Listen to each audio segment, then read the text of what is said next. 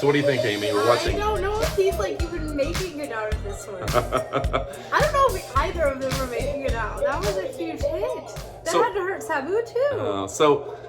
So I need you to. This is a discussion. We like everybody involved. So fans, give your comments on Sandman and Sabu. I'm going to ask what you've seen so far of Sandman. What do you think of him? I like Sandman a lot. Obviously, problematic. It's not a good role model. He's smoking and drinking and whatever, but it's fun and I like it a lot. You get it. I like his energy. I get it. I wish that I could see him coming out to like Metallica and all this stuff. Like I would, because I just think that would, really make the whole gimmick. Yeah. Where can we watch that? If anyone knows, like, are those still? They probably have been taken off YouTube because Metallica would probably take their music down. WWE would take their content down. There's probably nowhere to find that. Yeah, probably a tape trader somewhere has that. And then Sabu, who you've seen jump off things, backflips. Okay, he's amazing, but his skin just scares me that he's like been whipping himself with barbed wire and has like all these scars here and all over his back. Like, can't be good for you. That's crazy. Well, I mean, is that a badge of honor? People do scarification for tattoos. Is that something? He has a huge one right here. Yeah. I would not want to be in the crowd if I was watching somebody that's just bleeding all over the place. Yeah. Like, that would freak me out. And that would freak me out and, like, scare me because you can't have someone bleeding all over a crowd because you don't know what somebody's got or, it's just unsafe. So I think there's... Yeah.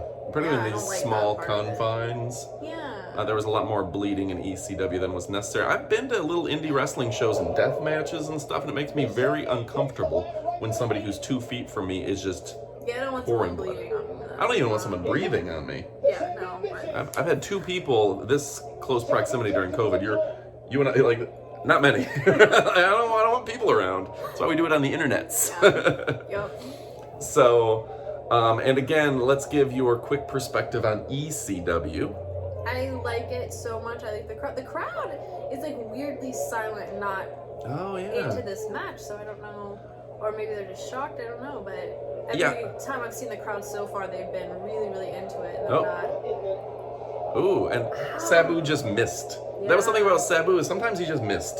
Like, he would try something and he would, That seems like it would hurt so much worse if you miss, you know? Like, almost if you landed on top of somebody, that's not as bad as hitting the side of a table. Yeah. So I'm going to ask our fans to leave a comment below with a time you've interacted with either Sandman or Sabu. I think that's a fun one. Yeah. I'll give you my quick Sabu story. Tell me any of your blood stories too. Ooh. Like if you've been in a wrestling crowd and someone's like been bleeding or blood on you, like I want to know how you the fans or the wrestler. Like the fan, like not like that. But like if you've been to an indie wrestling thing and somebody's been bleeding, like how did you deal with that? Were you like, hey bro, don't bleed on me, or does that not freak you out? Or I don't know. Yeah. Well, first off, Sabu was just interesting because I went to Monday Night Raw in Detroit at Joe Louis Arena. And they had this big sign that said Raw. Okay. And Sabu came out of nowhere and dove off of it. And it was probably 10 feet up.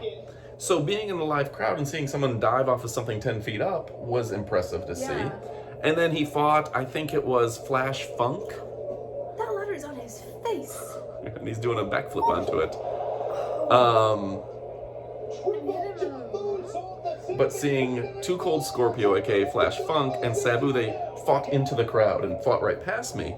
And for me, it was just super exciting because my previous times going to wrestling, people didn't come into the crowd. And all of a sudden, in the Attitude Era of the 90s, and I think WWE doesn't do that anymore. It does look really cool. I see why, for reliability, they might not want to do it. Big companies won't do it. But it is really cool. Indie wrestling still, because there's nobody to sue. Nobody in indie wrestling has money, so they'll still go out in the crowd. But Vince McMahon has deep pockets and he doesn't want to get sued.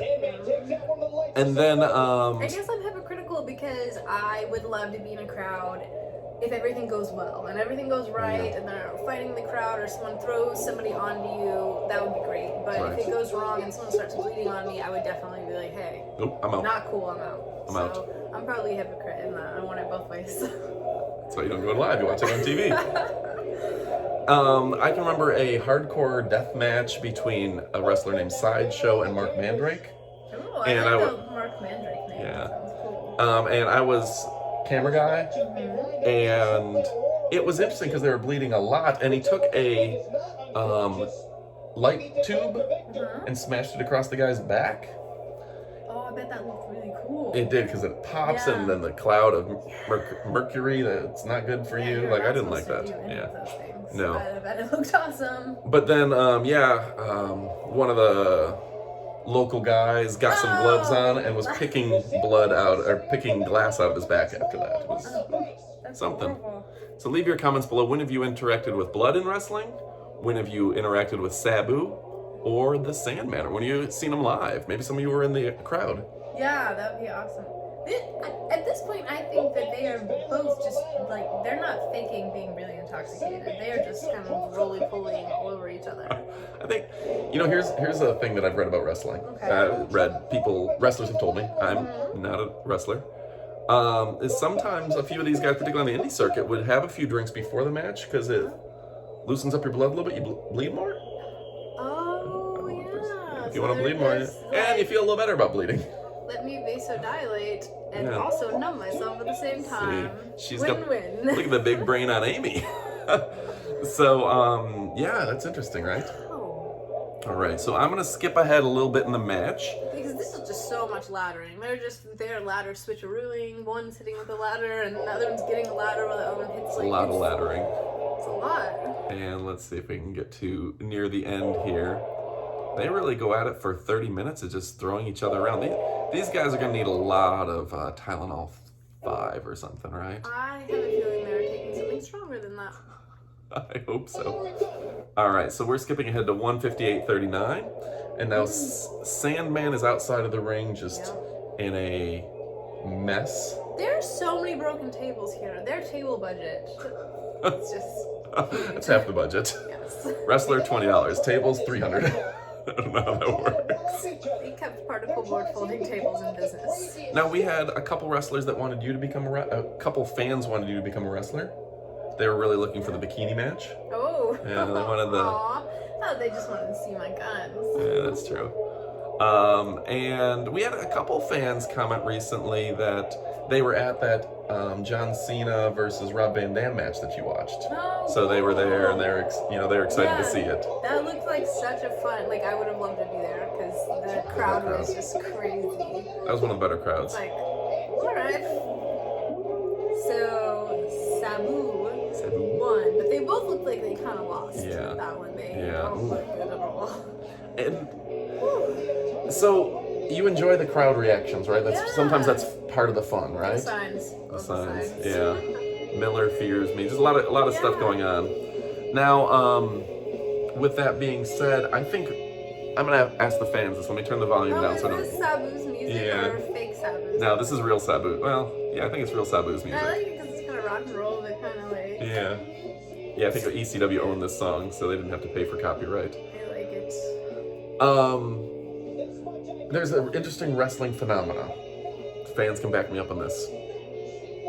In Canada, historically, because like if Bret Hart is a bad guy in the United States, but he's Canadian, he's a good guy in Canada. Because there's a stronger hometown patriotism because there's not as many Canadian wrestlers. So whoever he would be wrestling or whoever Bret Hart didn't like would then turn into the bad guy. So when WWE travels to Canada, it's like everybody role reverses. Oh. So like Steve Austin is a bad guy in Canada if he's facing Bret Hart, who's a good guy. Yeah.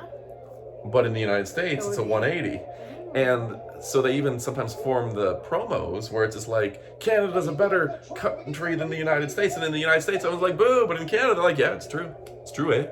Yeah, like totally, eh? That's kind of fun that both, like, characters, though, they get to kind of the experience of I get to be the heel and I get to be the bad guy versus, like, I get to be the hero and, you know, have my country rooting for me.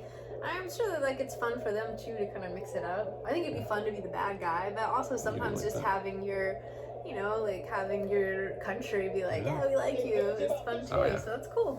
Bret Hart is a national hero like no other in Canada. Really? Like, he's... Like, not just like, oh, he's a wrestling guy. No, he is, like, you build monuments to Bret Hart over there. Because he conquered the wrestling world, and he was, at one point, the big name. Probably about when this was on. So, all right, folks. I like Canada. If you're from Canada, hello, eh? Yeah, leave us a comment from Canada. I'm originally from northern Michigan, so I have to hide a little bit of my From Alaska, accent. So we're like neighbors. Oh, yeah, share some cold breeze. All right, folks, make sure to click like, subscribe. We have new videos. All the time. Thanks for watching, and Adios, amigos. Oh, you didn't know? And his opponent. Hey everybody, this is Badass Billy Gunn, former WWE superstar. I'm here to give a shout out to Restmore. Because they crossed my mind because I happen to be laying in a bed in Chicago and this bed is awful. But hey, if you want the best sleep of your life, go check out buyrestmore.com for the best sleep, and I mean the best sleep of your life. There's an Amazon link in the description. Now go get some sleep, some good rest, you degenerates. order yours today. There's an Amazon link in the description below.